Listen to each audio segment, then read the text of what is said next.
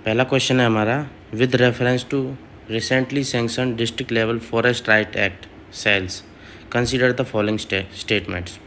तो क्वेश्चन कहने की क्या कोशिश कर रहा है कि फॉरेस्ट राइट एक्ट के अंदर कुछ सेल्स का सैंक्शन किया गया है, तो उससे रिलेटेड कुछ स्टेटमेंट है, इनको आपको पढ़ के इनका आंसर करना है। These cells are sanctioned by union ministry of environment, forest and climate change. तो पहला स्टेटमेंट पढ़ के आपको क्या लग रहा है? फॉरेस्ट राइट एक्ट, हम सबको पता है फॉरेस्ट राइट एक्ट किसके अंदर आता है? मिनिस्ट्री ऑफ ट्राइबल अफेयर्स के अंदर। तो पहला स्टेटमेंट डायरेक्ट गलत है। सेकेंड स्टेटमेंट है, the primary objective is to assist with paper work and data management for FRA claims. Forest right act से रिलेटेड जो क्लेम्स होते हैं उनके पेपर वर्क और डेटा मैनेजमेंट के लिए सेल्स जो सैंक्शन किए हैं हेल्पफुल रहेंगे। ये स्टेटमेंट बिल्कुल सही है, इसीलिए सेल्स बनाए गए हैं। The rule governing their operation flow directly from principal forest right act. जो ये district level forest right act cells sanction किए गए हैं, इनको rule governing forest right act 2006 कर रहा है या नहीं कर रहा है? नहीं कर रहा है। ये किसके अंदर आते हैं? ये आते हैं अपना एक प्रोग्राम है DAJGUA प्रोग्राम, उसके अंदर इनको गवर्न किया जाता है। तो दोस्तों से पता चलता है कि इसमें दूसरा स्टेटमेंट ही सही है, बाकी दोनों स्टेटमेंट गलत है। नेक्स्ट क्वेश्चन हमारा आता है, under the forest right act 2006 the rights granted to forest dwellers are. जो फॉरेस्ट ड्वेलर्स को राइट्स ग्रांट किए गए हैं वो क्या हैं? Transferable and saleable to non tribal, उनको सेल कर सकते हैं और नहीं कर सकते, और ट्रांसफ़र कर सकते नहीं कर सकते। हेरिटेबल बट नॉट ट्रांसफरेबल और सेलेबल। तो ये सेकंड स्टेटमेंट सही है इसका। वो हेरिटेबल है, हेरिटेबल मतलब एक जनरेशन से दूसरे जनरेशन पे जाएंगे, बट उनको हम ट्रांसफ़र नहीं कर सकते किसी और को, और सेल भी नहीं कर सकते।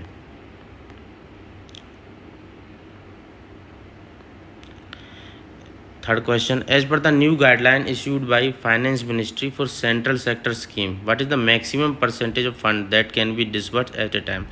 सेंट्रल सेक्टर स्कीम्स है, तो आप लोगों को पता होगा दो तरह की स्कीम होती है, सेंट्रल स्पॉन्सर्ड स्कीम और central sector scheme. Central sector scheme में गवर्नमेंट 100% फंडेड करती है, और स्पॉन्सर्ड में शेयरिंग बेसिस पे होती है। कुछ सेंट्रल गवर्नमेंट करती है, कुछ स्टेट गवर्नमेंट करती है। अब रेशियोज़ आप डिफरेंट स्टेट के लिए डिफरेंट होते हैं, अब उसमें नहीं जाते हो, हम सीधा क्वेश्चन पे बात करते हैं। क्वेश्चन में क्या पूछ रहा है? What is the maximum percentage of fund that can be disbursed at a time.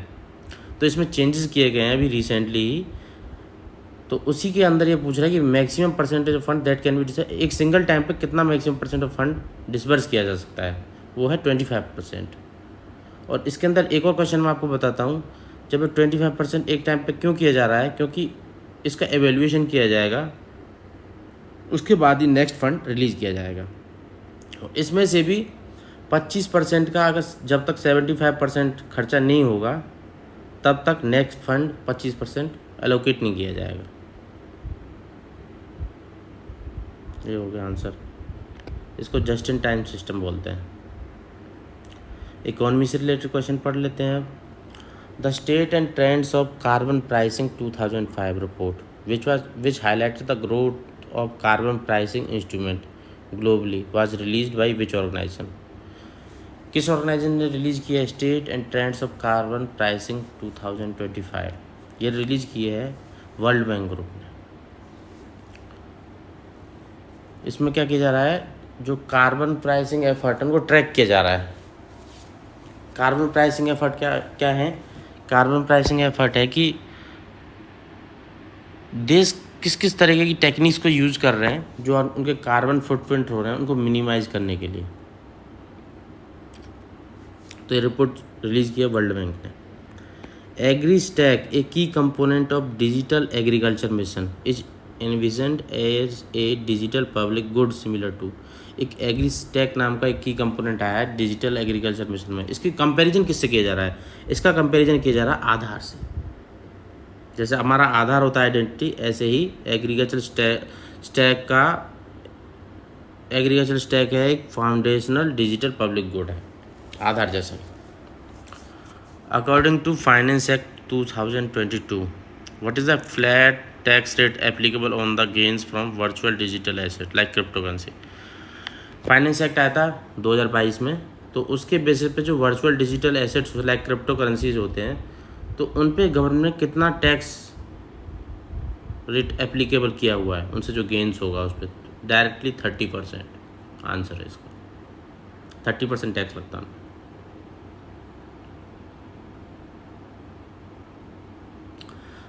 अभी हम एनवायरनमेंट एंड ज्योग्राफी के क्वेश्चंस पे आते हैं। The Sutlej river which originate near Mansarovar enter India through which of the following mountain pass. Sutlej river जो मानसरोवर से निकलती है तिब्बत रीजन में, वो इंडिया में किस पास के थ्रू एंटर करती है? सबको पता होगा, हिमाचल प्रदेश में है एक पास, सिपकिला पास, उसके थ्रू एंटर करती है। Strait of Hormuz a critical oil choke point connect the Persian Gulf with which body of water. जो स्ट्रेट ऑफ हॉर्मुज है वो क्रिटिकल ऑयल चोक पॉइंट है, वो पर्शियन गल्फ को किस बॉडी ऑफ वाटर से कनेक्ट करती है? एवरीबडी नोज, अरबियन सी। और ये स्ट्रेट ऑफ हॉर्मुज किसके बीच में है? ईरान और ओमान के बीच में।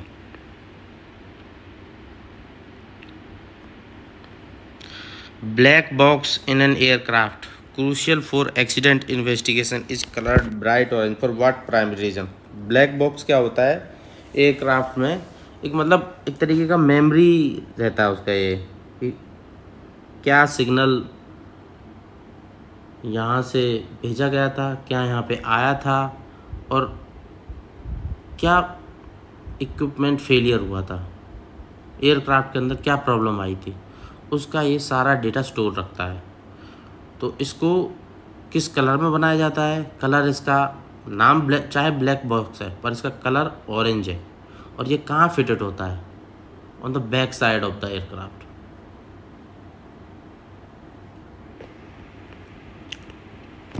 तो आंसर क्या होगा? To ensure high visibility of recovery, to observe impact of crash, to resist extreme heat, to indicate importance cable crew.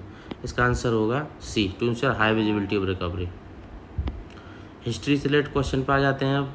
The revolutionary freedom fighter Ram Prasad Bismil was the mastermind behind which of the following historical event. Ram Prasad Bismil किस historical event से related था, मतलब किसका mastermind था? राम प्रसाद बिस्मिल, पहली बात तो ये है कि ये हिंदुस्तान रिपब्लिक एसोसिएशन का मेंबर था, और ये था तो एक मैनपुरी कॉन्स्पिरेसी में भी, बट ये मास्टरमाइंड किसका था? काकोरी कॉन्स्पिरेसी, जो ट्रेन में चोरी हुई थी, उसका ये मास्टरमाइंड था 1925 में। कुछ रिपोर्ट्स रिलीज की हैं, उसके बेस पे भी कुछ क्वेश्चन है। According to new fact sheet by UN Women, UN Women किसके अंदर? यूनाइटेड नेशंस के अंदर एक मतलब उसका एक पार्ट है ये। What is India's rank regarding the percentage of women in cabinet position. इसने एक मतलब फैक्ट शीट निकाली है जिसके बेस पे इसने वर्ल्ड वाइड कुछ कंट्रीज़ को रैंकिंग दी है कि कितनी percentage of women cabinet position पे हैं वहाँ उनकी, सारे देशों में अलग अलग रैंकिंग आई है। तो इंडिया की रैंक कितनी आई है? इंडिया की रैंक आई है 174 आउट ऑफ 181, मतलब नॉट ए गुड रैंक।